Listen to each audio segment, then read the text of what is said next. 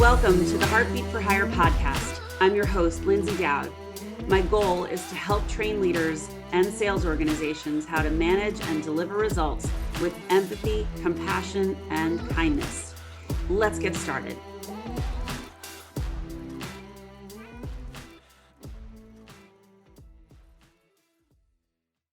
Greetings and welcome to this episode of Heartbeat for Hire. We've got a really exciting guest today, Kim Daly, and I'm going to tell you a little bit about her before we get started. So for the past 20 years, Kim Daly has been helping people realize their dreams of business ownership through franchising.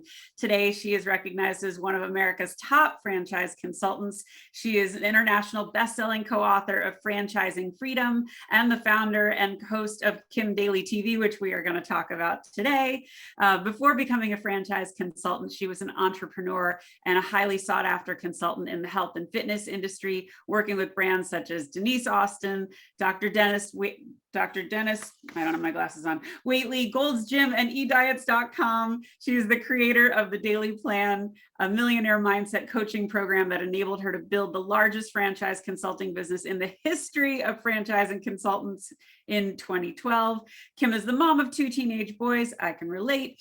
She's passionate about fitness and nutrition. She loves to work out and ski, and she lives on the beach in southern New Hampshire. Welcome, Kim. I'm so happy to have you.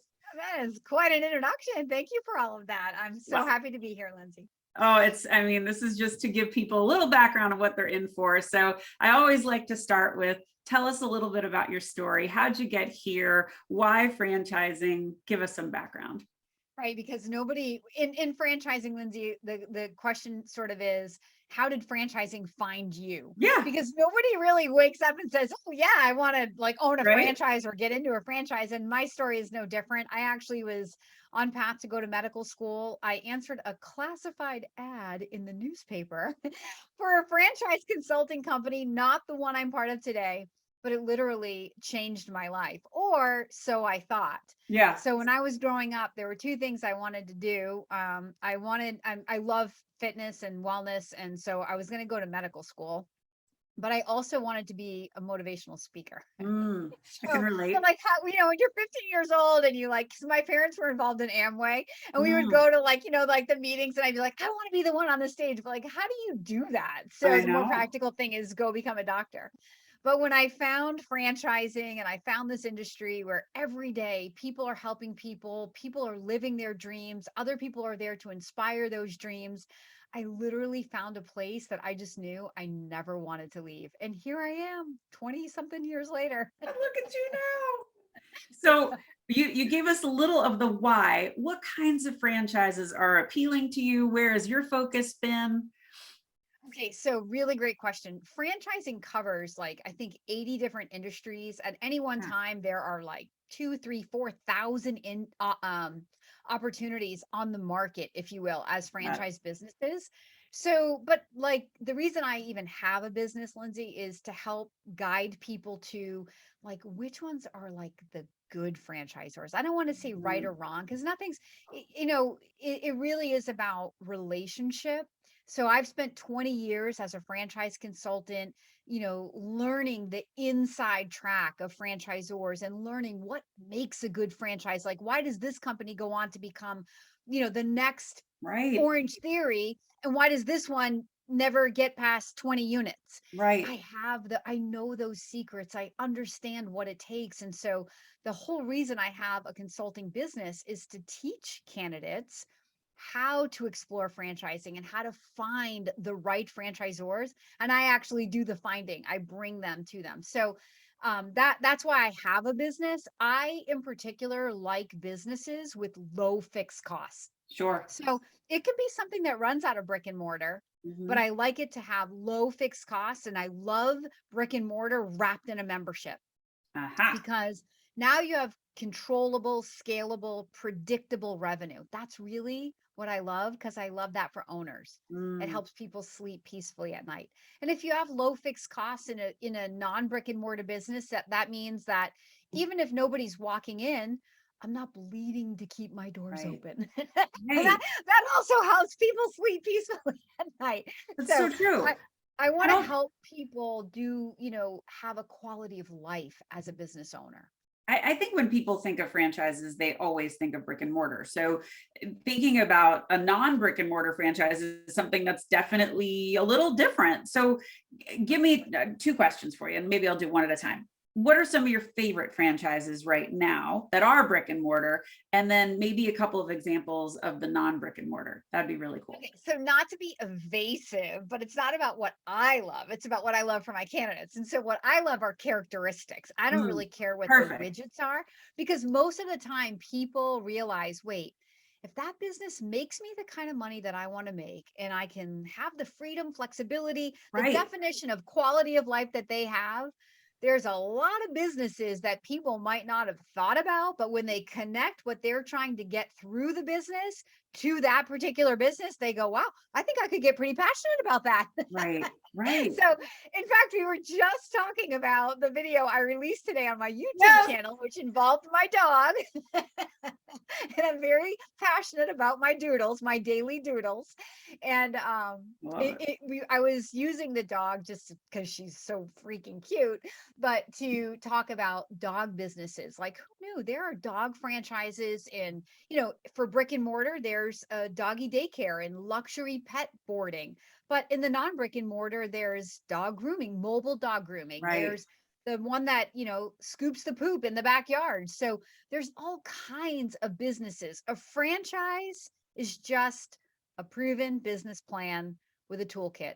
The So cool. toolkit's marketing, training, technology. The idea is that you're going into business for yourself, but not by yourself. You're partnered with people that have already figured out how to make Mhm. money in this particular business, and they're there to coach you, guide you, train you, support you, pick you up when you fall down, Mm. help drive that business forward so it remains relevant to the consumer and to the market.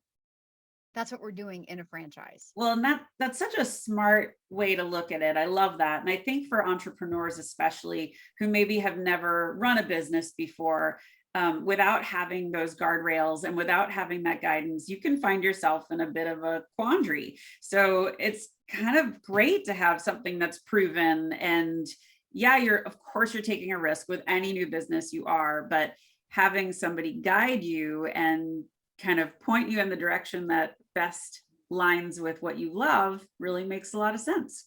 Yeah, and you're mitigating those startup risks, Right. right? So when we look at the startup statistics in a non-entrepreneurial, in a pure entrepreneurial startup world, I think most people know that statistic that 90% of businesses fail before their fifth anniversary. So that's pretty Mm. daunting. And in fact, the easiest people to convince of the value of a franchise are former entrepreneurs. Like, That, anybody who's ever started a business from scratch will be like, that was so much work. right? I do not want to do that again. If I Yeah. can pay a franchise fee and somebody will hand me all of those ready-made tools Oh my so I God. can just start executing and making money rather than trying to figure out how to make money, I'm in all day long. So I love I that. love working with former entrepreneurs, but you're right. The vast majority of people I work with have never owned a business.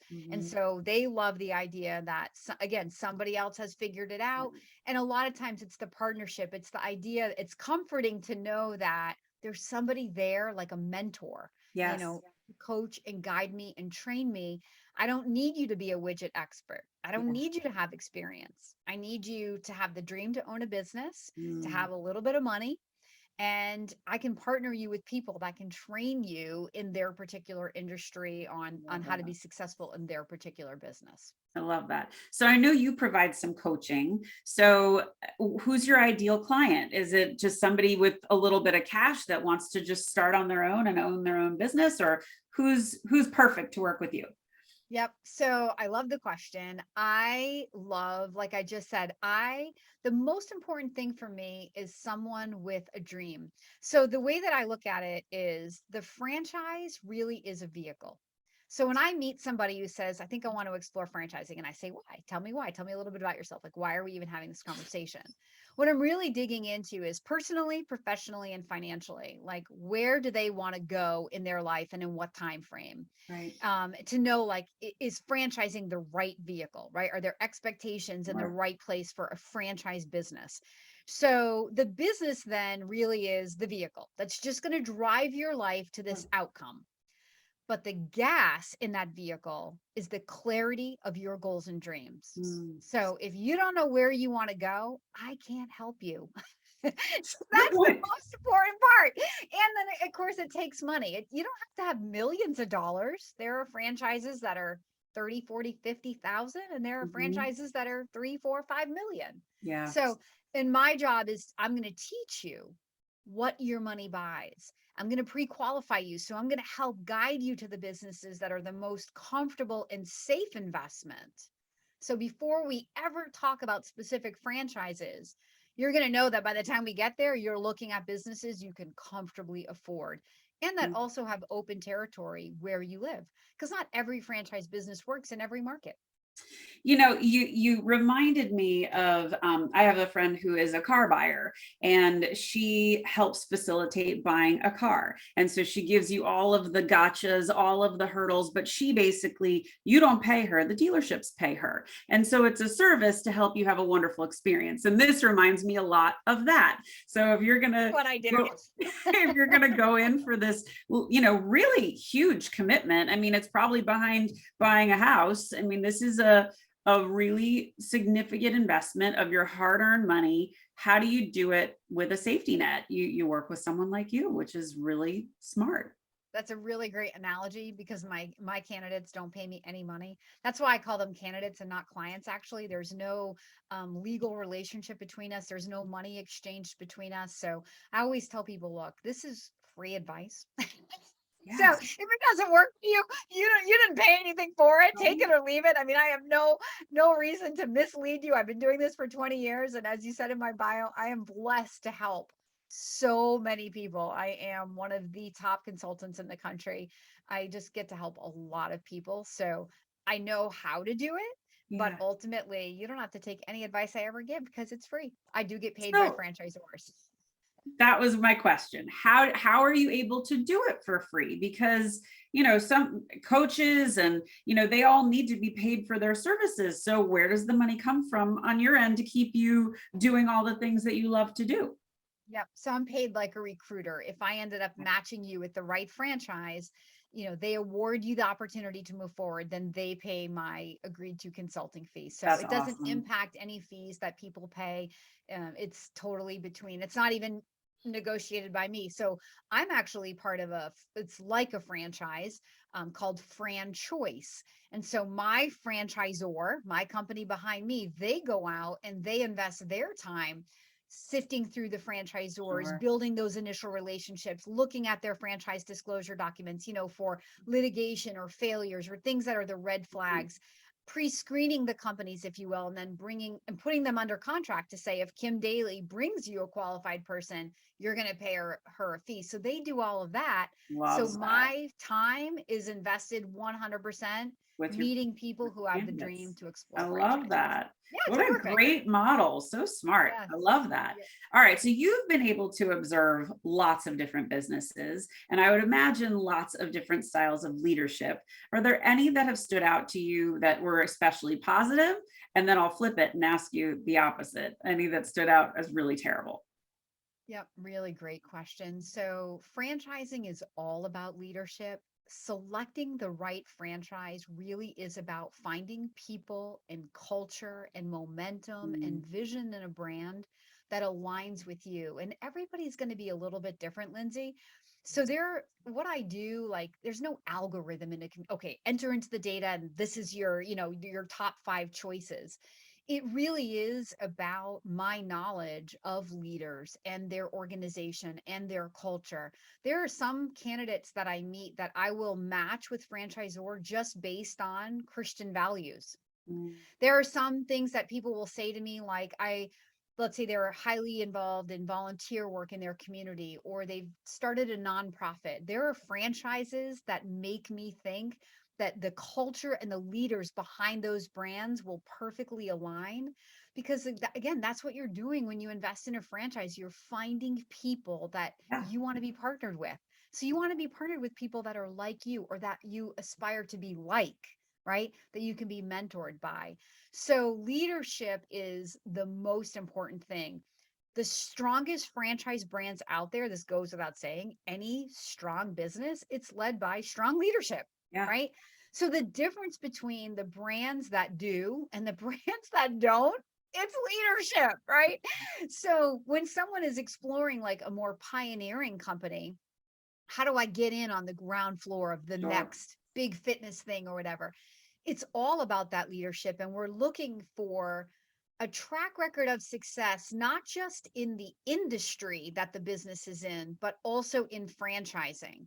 So Mhm. I want that leadership team of that franchise to have built another franchise successfully. So Mhm. this business may be pioneering, but the people behind the brand are not. They've Do done you it get it? before. Yeah, totally.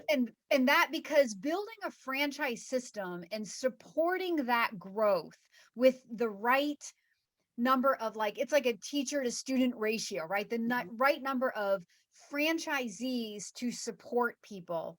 It's really important. You don't want to be 1 out of 100, right? So for every 100 franchisees, you're all dealing with one person. There are franchise systems that are like 1 to 6 ratio. I mean, that's Mm. amazing. For every Right? 6 franchisees, there's a support person. That's That awesome. person's going to be at your beck and call, right? Right? I'd say on average, it's more like 1 to 15, and in bigger systems, 1 to 30. Mm. But in more mature systems, the idea too is that once you're, like you're like an infant in the beginning and you become a teenager and you get a little rebellious, and then you settle in like, Yeah. okay, maybe my mom did know best when you're about 19 or 20. Yeah. Then you start following. So the earlier years, you need more of that support structure and leadership in place. The more mature systems with a lot of more tenured franchisees, the idea is you can go 1 to 30 because people are kind of out there doing their thing. They know Mhm. what's up now, right? They Yeah. need less hand holding.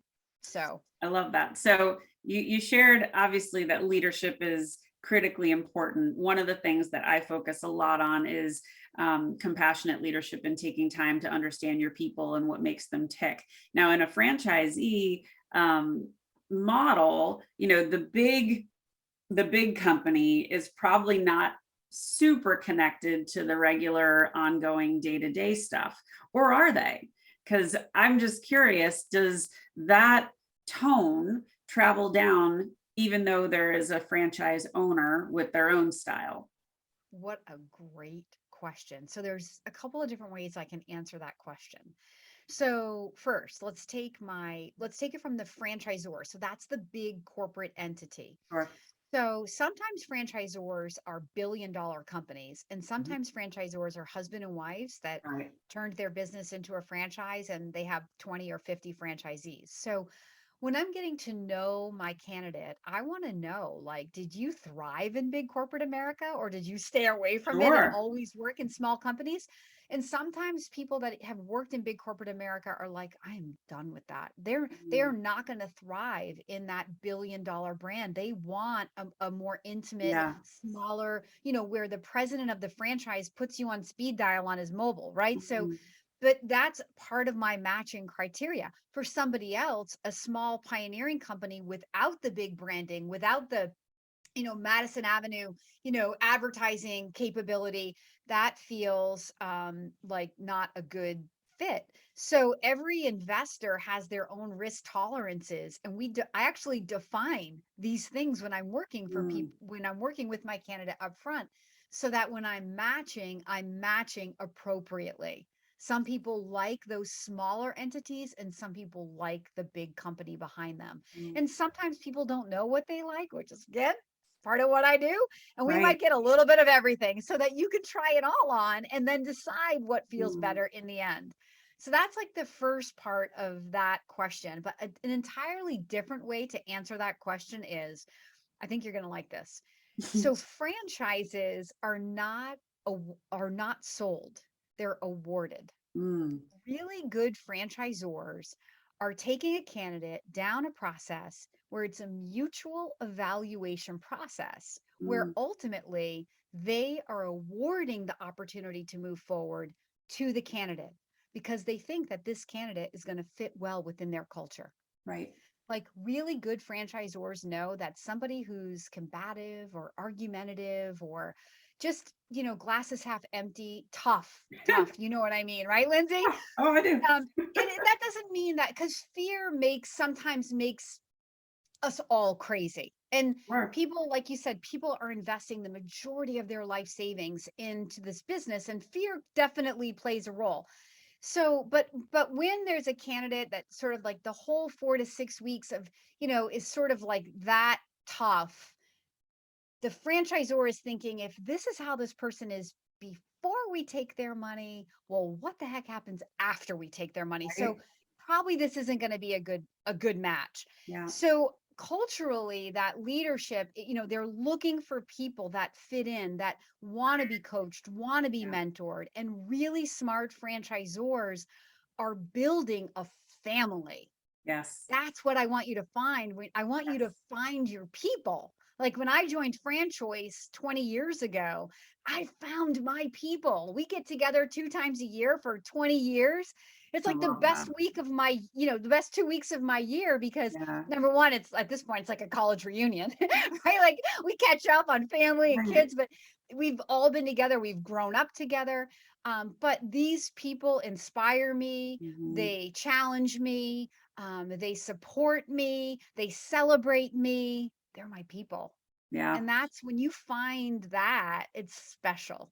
Well, I think it's something that everyone is starting to really recognize as a critical fundamental to their happiness in their work life now. And having that connection, whether it's with your boss or it's with your peers, is so important to their success.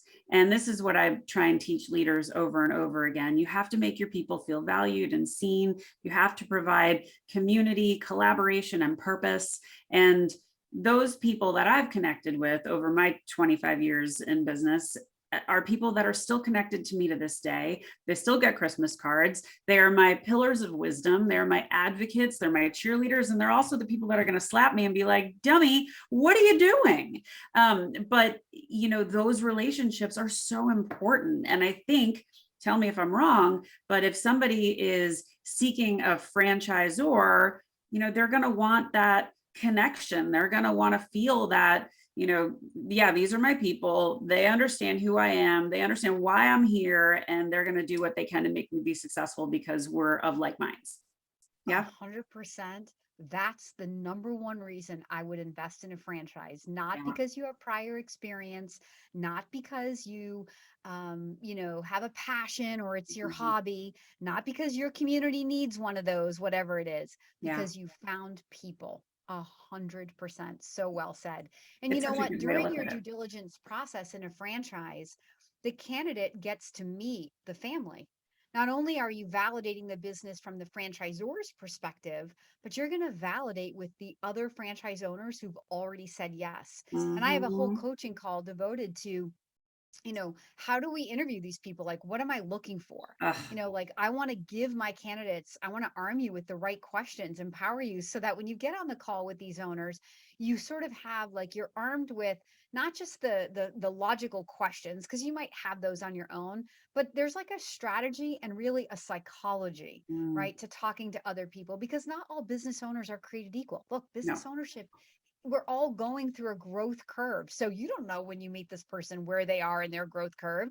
So you can't take everything they say as Bible truth, right? Right. But if you meet multiple people in a franchise and you hear the same story multiple times, then we can say, okay, this is Mm. probably more true of this system than the one-off things that you hear. So, Yeah. but that's what you're looking for, is that culture that's being led by the franchisor, where franchisees are happy, knowing Mhm. what they know now, they would do it again. They're reinvesting more money and scaling their business or building multiple territories. Mhm. That they're the kind of people that when you talk to them, you go, these people sound like me, or the me that I hope to be. Yeah, you remind me of I have so many friends that have left their jobs for bad culture or bad leadership, and now they're interviewing now, and I remind them, I'm like, listen, this isn't just an examination or a cross examination of you. You are interviewing them as much as it's the other way. So you need to be asking, can I speak to some people on the team? And can I hear about their experiences? Now, if the person says, oh, we don't really do that, red flag. That's not good. But it's the same concept of being able to connect with the other franchise people to see, is the leadership really what they say it is? Is it, as fundamentally heartwarming as I think I'm hearing it is, and ask all those fear questions that would hold you back, that you're too afraid to ask to the interview situation. Exactly. It's Yep. such a good I parallel. say that a lot. I say, like, the answers that you really want in order to move forward don't come from the franchisor. No. They come from the other people who once stood right where you stand. They were able somehow to push through their own fears and get to the other side. They're still living and breathing and they're happy. And that's what you need to validate so that you can say, okay, if all these other people did it and this is how they sound, then chances are if I do it, that's how I'm going to sound too. There's still no guarantee, but if in good solid systems, if you're following the course the franchisor has laid out and a lot of the other people are happy, it's definitely reasonable to assume that you will be happy too. All right, so shifting gears for a second, I know you've got your kimdaly.tv and I want to talk about that, but you also talked about something in your blog, which was invest in people, not things. What did you mean by that? Yep. So everything that we've just talked about here. So oftentimes when people come to the idea of owning a business, they think about what they know, or like, I love fitness, so I want to own the gym. Sure. But they're not necessarily connecting, like using the business as the vehicle, right? So I'm more interested in the outcomes, personally, professionally, and financially. Who do you want to become and in what time frame? And then let the business just be what it is, because the passion is going to come when you align the business with that outcome. Like we said in the beginning, right? Yeah. Not like, yeah, I love the gym too, as much as anybody, but you know what? I got out of the gym business. You know why? Because it's all good when times are good, but when times are tough and your hobby and your business are wrapped into one, guess what happens? You lose your hobby. I started losing my passion for wellness and being in the gym and working out myself because It's a all my grind. stress was tied Yeah. up there. I had to go join another gym to even work out. Well, that's dumb, right? So I was like, there's got to be another way. And this is really, though, when I found Fran Choice, I looked at the role of a franchise consultant like that of a personal trainer. Like basically, I'm coaching people through a process that changes their life. Only instead of talking about fitness, we're going to be talking about business ownership, which is something I had just tried to do the hardest way as an entrepreneur for 5 years. And so I saw a direct correlation. And so that same correlation is what I'm going to try to make for candidates, where we look at the business more as the vehicle driving your life than rather than the end all be all. And that's what I mean by investing in people, because when you stop focusing on the widget, it allows you to back up and say, okay, well, who are the people behind the widget, right? Are they people that I feel connected to? What is their vision? What is their financial capability for building this brand? Look, widgets did not keep doors open in 2020, but strong leadership did, right? So, but in any time, that's the best way to invest, right? Is for the leadership. You're investing in the franchise, not for where it is today, but for where it's going, right? You're basically saying, hey, pick me. I love that vision. I love where you're going. I love the tools you've created and the story you're telling, and I want to be a part of helping you get there. And so we've got to find the people, not the widget. The widget may change. That's another thing. The economy or the competition may change such that the widget has to change. I mean, look at Blockbuster. Blockbuster didn't change the widget and they became obsolete, right? When Netflix came around. So we need leaders who have vision and who have a track record of success behind them and the financial capability to adapt and overcome and grow. And that's why I'm constantly more like, rather than looking down at the widget, look up at the leaders and what is their track record? Where are they going? Do you align with that in all of the ways we've discussed? That's the better investment.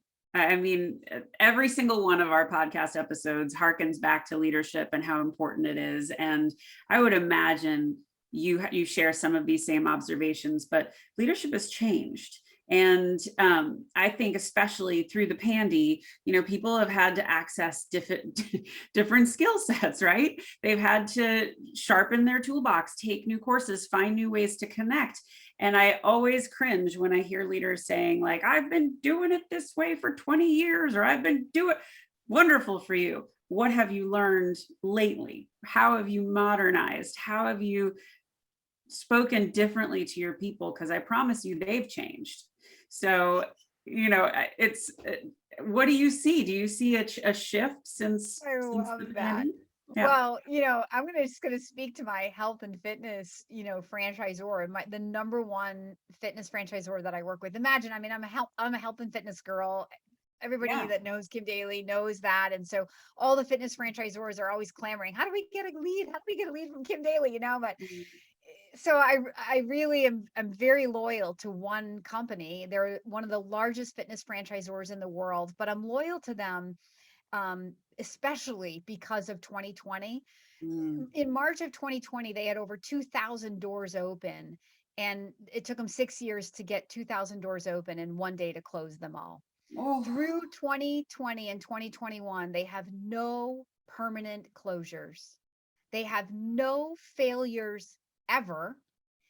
In 2020, with my help, they sold another 300 locations, and they opened another 250 stores. In the heart of the pandemic, they were still opening clubs. It's blowing.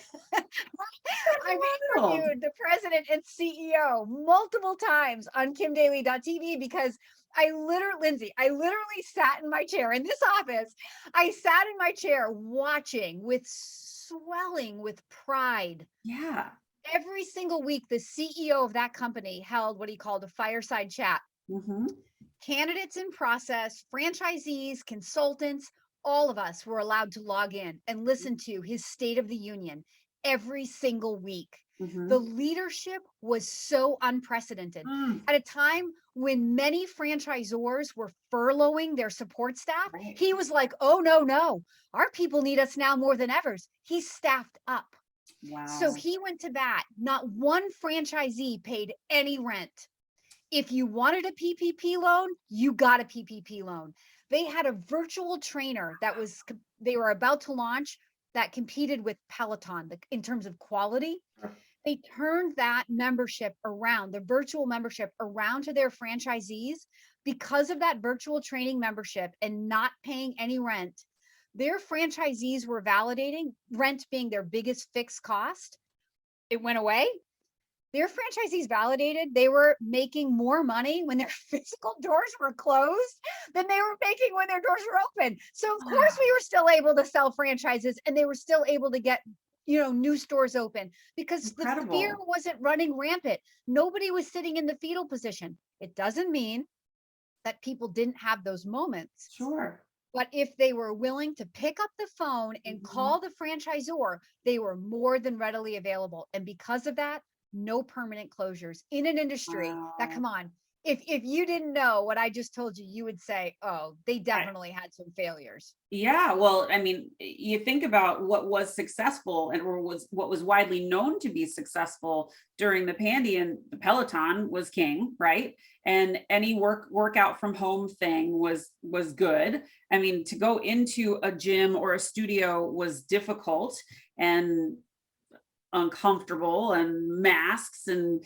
barriers, and I had to do that all through Pilates. It was like the worst, trying to exercise with a mask on, but we got through it. But it wasn't easy, and to hear that's incredible. And what a wonderful example of leadership.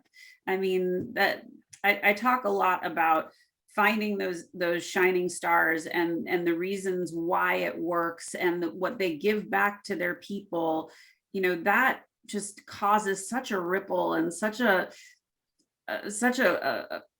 great bit of, it's not notoriety, a great bit of recognition for who they are. That's really They Fantastic. had an amazing convention this past December. They had Snoop Dogg and like they are like holding a concert because it I love it. literally was like a huge celebration for what, assuming that it's kind of quote over, Yeah. what we've just made it through really unscathed, and just sort of like, this is so in our rear view mirror, and our windshield is so much bigger than our rear view Love mirror, and it. let's go everybody. I mean, Oh, but that's leadership. And so how do you find those companies? You work with somebody like Kim Daly. Yeah. mhm. All Other right. industries Yeah. during the pandy. I'm stealing your word. If I say it 3 times, it's my word, Lindsay. So during the pandy, pool, I always say pools, puppies, and anything in home services, right? Like, who Yeah. didn't get a puppy? I got a Mhm. puppy. If Mhm. you didn't have a pool, you got a pool. That's right. And home services, because now we're home, like, finally Oh, making time to clean out the garage, clean out please. the closet. You built a pool, now you need a fence, now you need outdoor lighting, now you need landscaping, now you want the grass green. These are all franchise businesses, Hey, Yeah. maybe we need to renovate to make room for an office or a homeschool. Maybe we're ready to renovate the kitchen. We're not Oh, I taking know. vacation this year. My All of these husband's home a fine services. carpenter.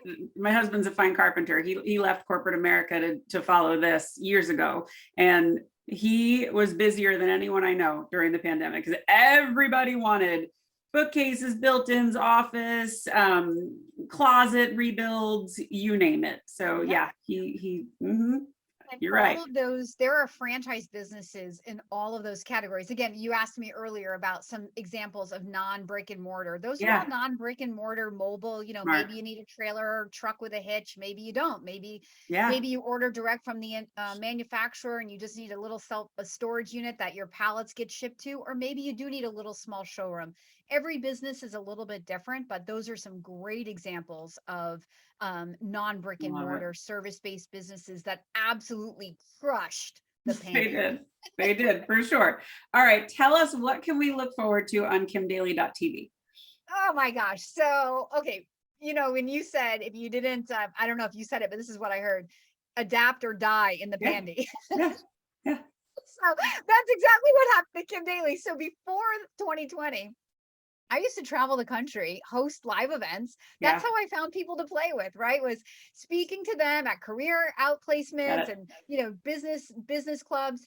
And then I couldn't get people together and I couldn't get on an airplane. And so I had a few videos, but no real intent. I Mhm. think I would have gotten here eventually, but I'm really, really glad that I'm here now. YouTube has the pandemic completely changed my life. All for the better. Mhm. KimDaly.tv was born. It took us a few months to, figure it all out, but we launched it in March of 2021. I think as of this morning, there were 368 videos, all things franchising, business Awesome. ownership, mindset coaching, interviews with franchisors, interviews with franchisees. There's something for everybody, no matter where you're starting. I started this new business coaching series called The Daily Grind. I mean, the things That's you can do with your name, girl. It's so it's a fun. little, I oh my love God, it. my last amazing from my business. It's a little playlist in there for experienced business owners who just Mhm. find themselves sort of needing to like get out of the grind and like be inspired. The Mhm. vast majority of the content there is for people just coming to the idea of, what is a franchise and how do I explore it, because that's my bread and butter, that's my business. But there's something for everybody. Please check it out. We've also turned a lot of the interviews that I've done with franchisors and franchisees into audio only, and have now launched a podcast on Spotify and Apple. But you Nice. can find all of that content right on kimdaly.tv as well. I love it. I love it. Okay, so here's a big one for you. I think you said a little bit of it, but what inspires you? Okay. I'm easily inspired, Lindsay, if you can't tell. So my middle name is Joy. And so when I was little, I was like, oh, that's like the worst name. As I grew up and really It's figured so out like bad. what, life is really all about, I'm like, Mom, that was like the perfect name for me. I love happy. I love being happy. I love making other people happy. I love inspiring people to their dreams. So I mean, I really feel like I fell under the best, just golden star when I found this opportunity at Franchoice. It sounds so funny, but I literally was born to do what I am doing. Even if I won the lottery today, I would still do what I do. I can't imagine not doing it. I get so inspired by every husband and wife or candidate that I work with when they tell their story of what their life was like before. Then they met Kim Daly and now they're doing this. I mean, that's what I get up and get out of bed for every Love it. single day. I love So it. And okay, here's a big one. What would you like your legacy to be? I want to be known as so many things. I definitely always want to leave a place better. Like I try to breathe fresh air and, Mhm. sunshine and joy into every room that I enter and leave. Um, but I also, part of that joy is in serving other people, is in serving other people. It's in being generous and a giver. So I think if I had a legacy to leave other than my children and my family, it would be that everything she did with the intent to give back to other people. Like I talk a lot about winning the lottery more because I follow the law of attraction. I study the law of attraction, which is God's law, the law of love. And I always talk about, but if I won the lottery, I would still work 100% and I'd probably give it all away. Mm. And I know exactly the organizations I would give it to. So Oh, I that's think that would be the greatest legacy ever if I could be known for delivering joy everywhere she went, a little bit of sunshine, and being a very generous heart or a generous giver. well, congratulations, because I think you're well on your way to all of those things. So I think you got it. So other than Kim Daly TV, where else can people find you? Definitely go to my website, which is thedalycoach.com. My last name is Daly, but don't even bother. Just go to kimdaly.tv because you can I find love it. me there and go right to my website from there. And you can find the podcast from there and all 300 and some odd videos you've put out there. And Kim put out a really funny blooper reel with her dog today or yesterday, and it's very funny. So she's got a great sense of humor, great energy. Kim, it has been such a joy, truly, getting to talk to you. And you've been a wonderful guest. And I thank you so much for being here. Thank you, Lyndsay. I've enjoyed being your guest. You asked some really great questions. Awesome. Well, everyone, I hope you stay tuned for another episode of Heartbeat for Hire and have a great day.